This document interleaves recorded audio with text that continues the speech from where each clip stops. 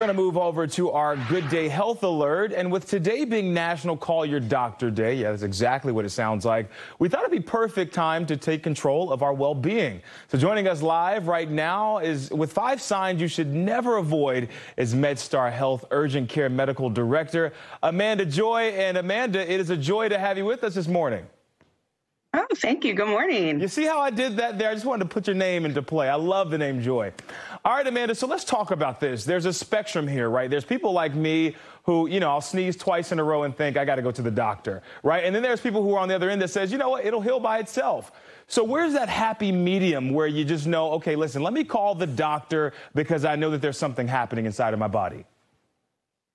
It's really difficult sometimes to determine. And so I would say when in doubt, just give us a call and let us determine or help you navigate the healthcare system to see what needs to happen. Or you can come into any urgent care.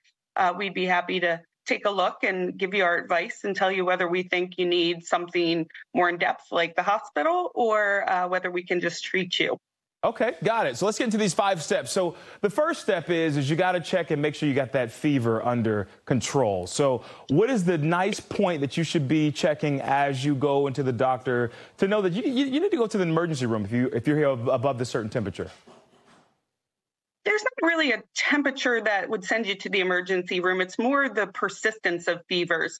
So if you're having a temperature that's above 103, that's lasting more than 3 days in adults or 5 days in children, that's a sign that you need more evaluation.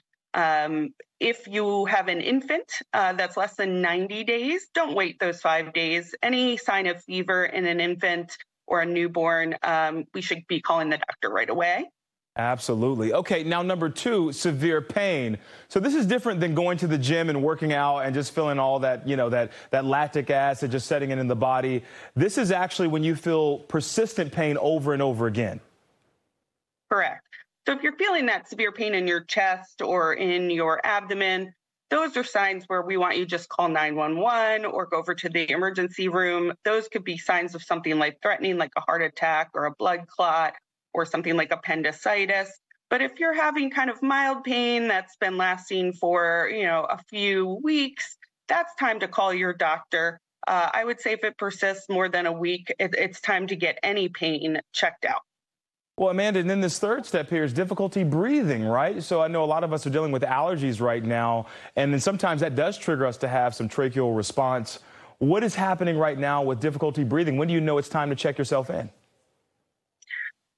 I would say that anything that's persistent as well. So if severe difficulty breathing, again, we want you to call 911 and go over to the hospital or come to urgent care and let us take a look.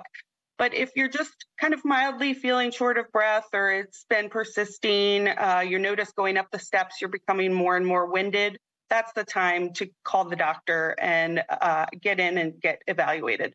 Okay, and then 4 is stroke-like symptoms. Let's talk about that a little bit. So stroke-like symptoms are clearly a true emergency, and that's something that you're on a timeline for. So if you're developing any of these, this is to call 911. So confusion, weakness, numbness, slurred speech, you're having trouble walking, visual disturbance, these are emergent, and you really should get yourself to the hospital right away. It could be the signs of a stroke, and time is brain. So we want to get you over there as fast as possible so that we can determine if you're having a stroke and hopefully reverse some of the symptoms that you're having. Yeah, and I know that we only have a few more seconds left, but you said that if there's something sticking out abnormally, you should probably go get that checked out.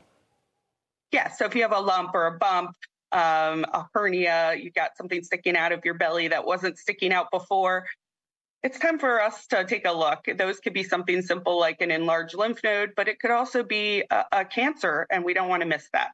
All right, Amanda Joy there with MedStar Health. Thank you so much for joining us today on this Health Watch. We appreciate you.